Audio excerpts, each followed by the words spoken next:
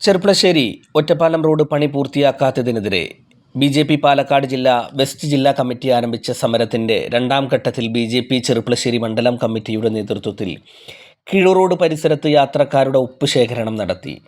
West ജില്ലാ general secretary EP. Nandakumar പ്രതിഷേധ സമരത്തിന്റെ ഉദ്ഘാടനം നിർവഹിച്ചു.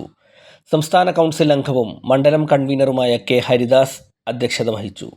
നേതാക്കളായ P. Jayan, T. Krishnakumar, V. P. Narayanankutty, V. Krishnaprasad, P. Balasubramanian, Vipin Pulingara, Ajeesh Velinezhi, Vishakh Manu, Vasavi Raju, P. Nirmala എന്നിവർ നേതൃത്വം നൽകി.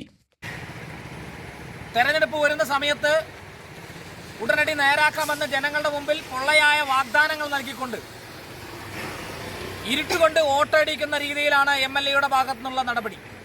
ഇത് ഒരു കാരണവശാലും വെച്ചുമുറിപ്പിക്കാൻ പറ്റുന്നതല്ല. അതുകൊണ്ടാണ് ഭാരതീയ ജനതാ പാർട്ടി ഇത്തരത്തിലുള്ള സമരവുമായി മുന്നോട്ട് വന്നിരിക്കുന്നത്. ഇത് ആരംഭിച്ചിട്ടേ ഉള്ളൂ.